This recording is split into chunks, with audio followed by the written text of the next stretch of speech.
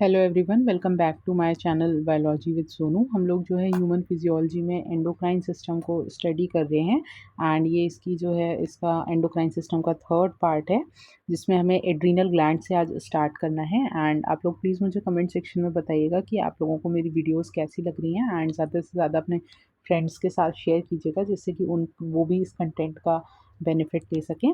और अगर आपके कोई डाउट्स वगैरह रहते हैं या कोई भी क्वेरीज़ रहती हैं तो वो आप मुझे कमेंट सेक्शन में पोस्ट कर सकते हो, वहाँ से मैं आपके आंसर्स को दे दूँगी। तो आइए स्टार्ट करते हैं आज का टॉपिक।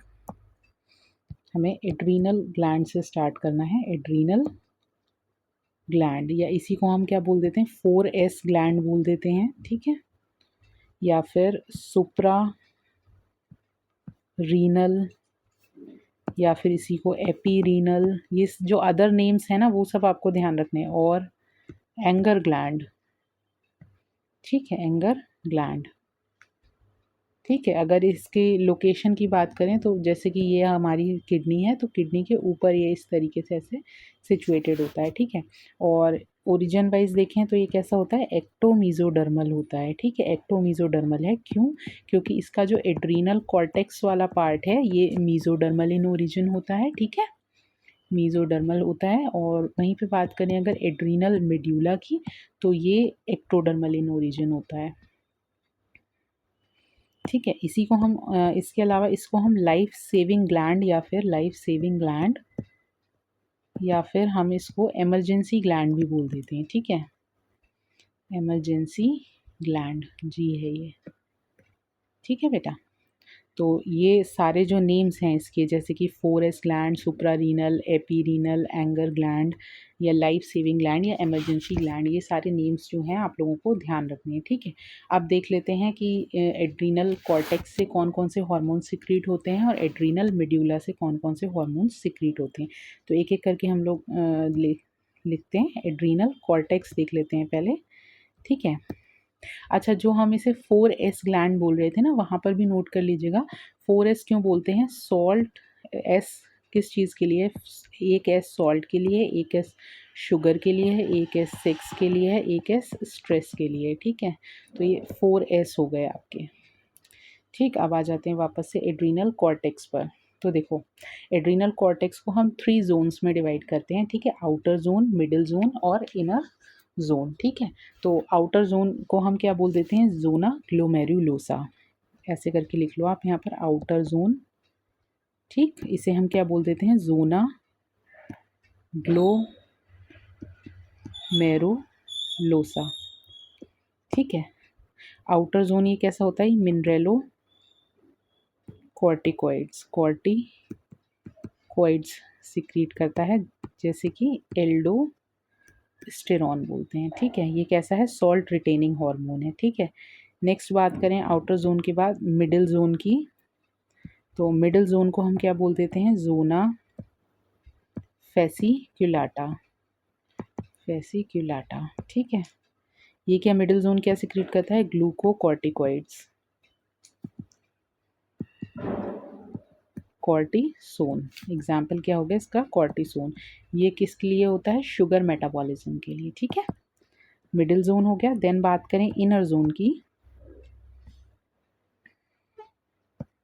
इनर जोन की बात करें तो इनर जोन को हम क्या बोल देते हैं, जोना, अच्छा, अगर थोड़ा सा राइटिंग का इशू हो रहा हो ना, क्योंकि अभी जो है मेरा जो पूरा सेटअप है वो यहाँ पर अवेलेबल नहीं है घर पर, तो इसकी वजह से मैं ऐसे ही नॉर्मली मतलब टैब पर ही क्लास ले रही हूँ स्टाइलस से, तो उतनी अच्छी राइटिंग अभी नहीं इस पे आ पा रही है। बट हाँ, ये एंडोक्राइन से मतलब कल मैं जो हूँ वापस चली जाऊँगी, तो फिर क्या कहते हैं, वहाँ से पूरा सेटअप मेरा अरेंज्ड है, तो अच्छे से क्लास हो जाएगी, आप लोगों को राइटिंग का भी इशू नहीं आएगा, ठीक है।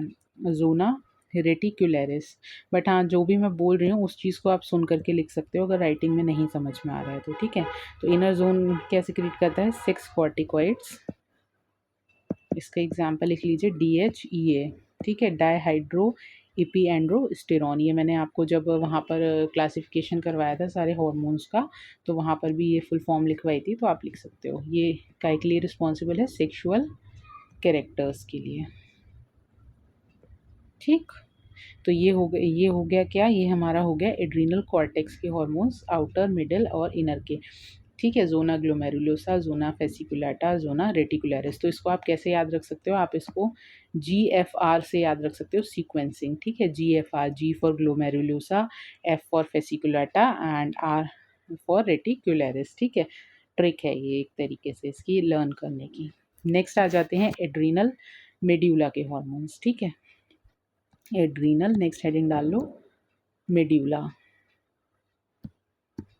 ठीक है, तो एड्रिनल मेड्यूला क्या कंटेन करता है, कंटेन क्रोमेफिन सेल्स। यहाँ पर आप लिख सकते हो कंटेन्स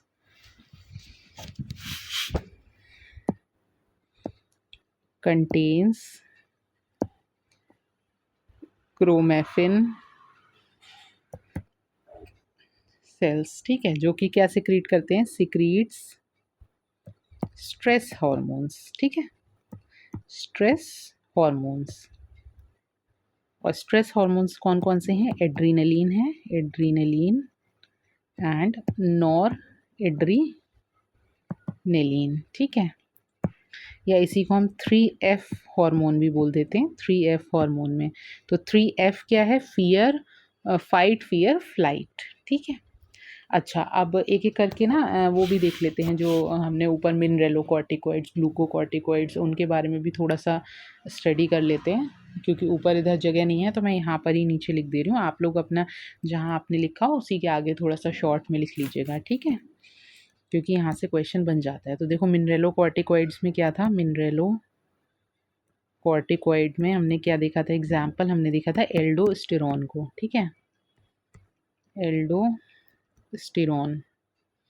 ठीक है, तो ये क्या करता है, ये reabsorption of sodium from DCT। वैसे पता तो है ये हमें इसके फंक्शन क्या है, बट एक जगह आपका नोट डाउन हो जाएगा। आपने जहाँ मिनरेलोकॉर्टिकॉइड्स देखो, जैसे यहाँ पर हमने मिनरेलोकॉर्टिकॉइड्स एल्डोस्टेरॉन लिखा है, इसी के आगे आप यहाँ पर लिख सकते हो कि क्या कहते हैं, reabsorption of sodium from DCT। ठीक, रीअब्जॉर्प्शन शॉर्ट में लिख दे रही हूँ, of sodium ion from DCT, hence called salt retention hormone.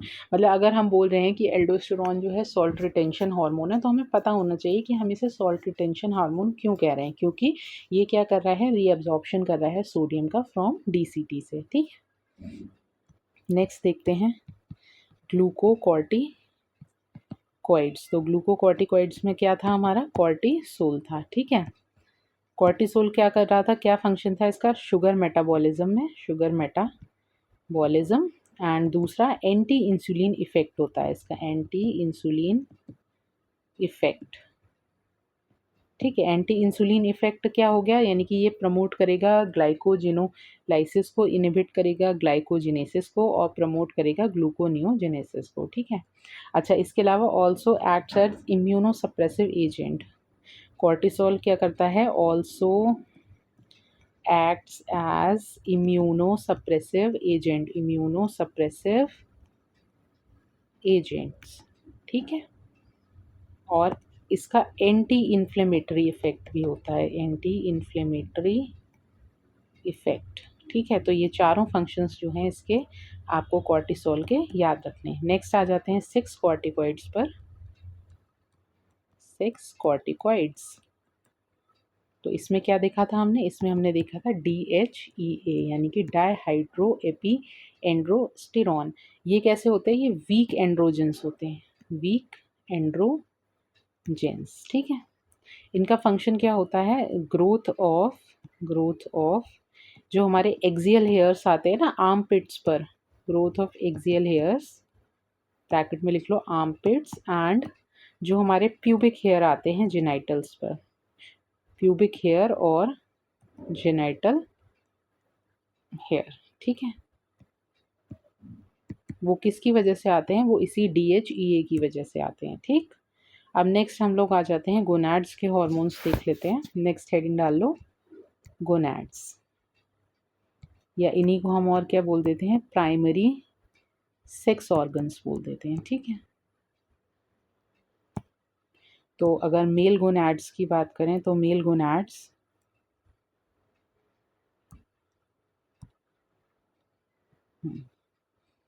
तो मेल गोनैड्स, या फिर इसको हम क्या बोल देते हैं, टेस्टिस बोल देते हैं। ठीक है, ये क्या सिक्रीट करती है, टेस्टोस्टेरॉन।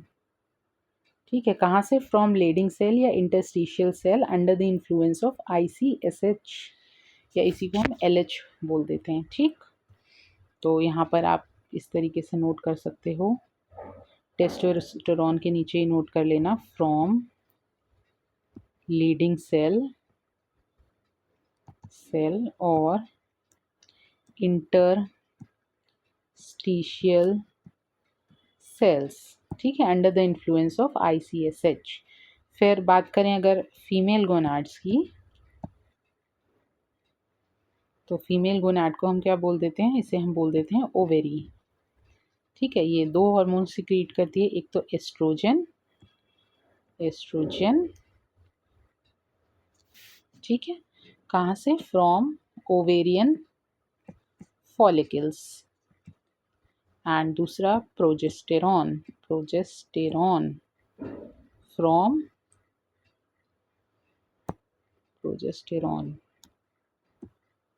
From corpus luteum.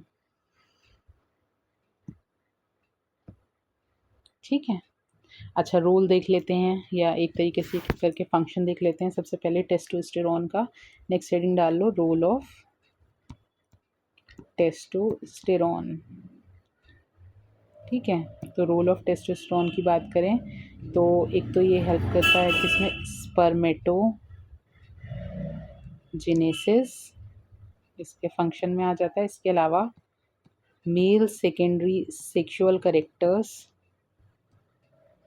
कौन कौन से होते हैं ये? जैसे कि बियर्ड, मुस्टैचेस, ब्रॉड शोल्डर्स, लो पिच्ड वॉइस, ये सब मेल सेकेंडरी सेक्सुअल कैरेक्टर्स होते हैं। इसके अलावा also development of accessory sex duct, ठीक है, then responsible for male libido, यानी कि सेक्सुअल डिज़ायर्स, और इसके अलावा एग्रेसिवनेस में भी टेस्टोस्टेरोन का रोल होता है। ठीक है, एग्रेसिवनेस। देन बात करें एस्ट्रोजन की,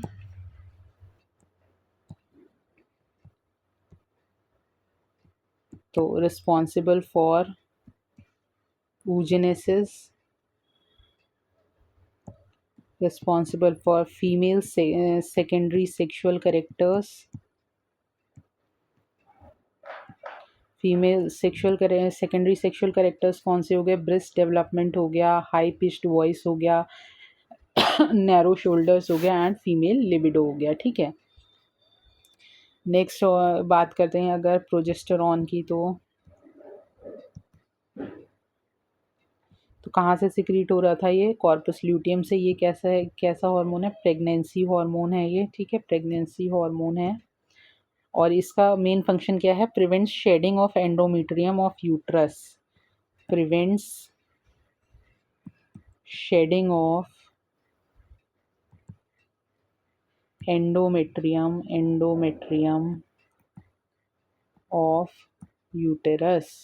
ठीक है, यानी कि इसका जो, इसे हम कह सकते हैं anti menstruation effect.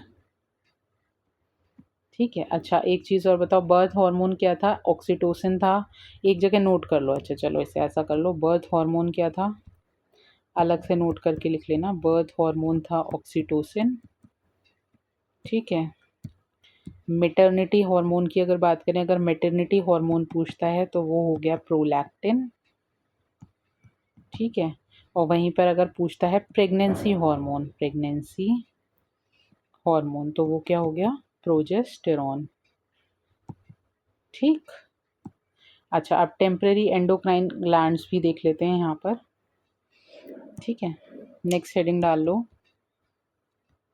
Temporary endocrine glands. ठीक है, तो टेम्पररी एंडोक्राइन ग्लैंड्स की बात करें तो दो तरीके के ग्लैंड्स हमें देखने को मिलते हैं। एक तो कॉर्पस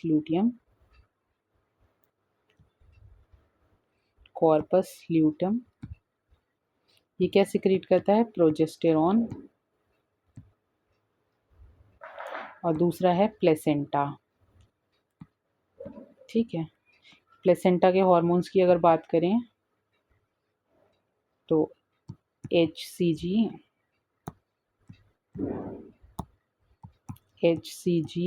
HPL, रिलैक्सिन, ठीक है, प्रोजेस्टेरॉन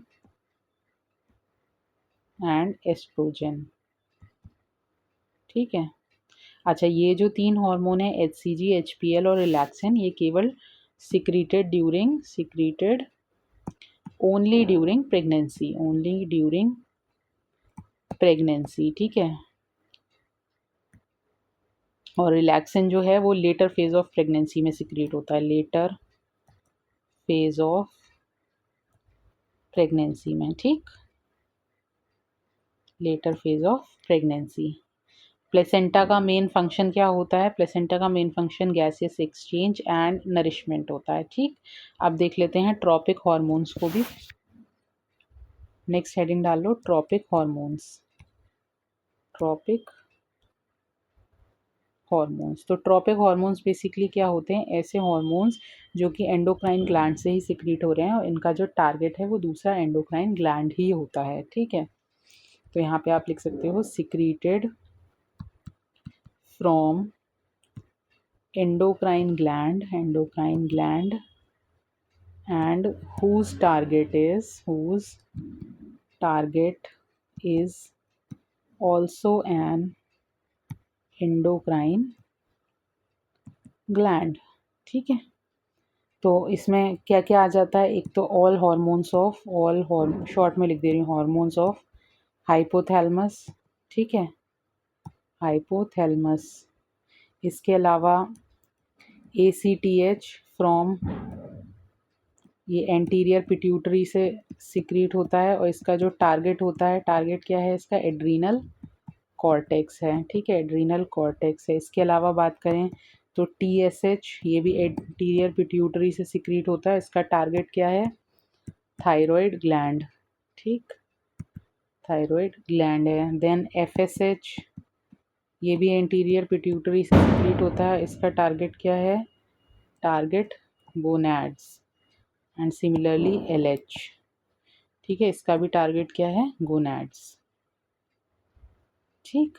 तो ये यहाँ पर हमारा जो है और एंडोक्राइन सिस्टम जो है कंप्लीट होता है। अब हमारे बचे हैं केवल डिसऑर्डर्स, इसको हम क्या करेंगे? नेक्स्ट क्लास में डिसऑर्डर्स को कंप्लीट कर लेंगे, ठीक है। तो अब मिलते हैं अपनी नेक्स्ट क्लास में जिसमें हम डिसऑर्डर्स को कर लेंगे एंड हमारा एंडोक्राइन सिस्टम कंप्लीट हो जाएगा। टिल देन टेक केयर, अच्छे से क्वेश्चंस को अपने प्रैक्टिस करते रहिए प्रीवियस ईयर के। एंड अगर कोई डाउट होता है क्वेश्चंस के रिगार्डिंग तो वो आप मुझसे कमेंट सेक्शन में पूछ सकते हो। Till then take care.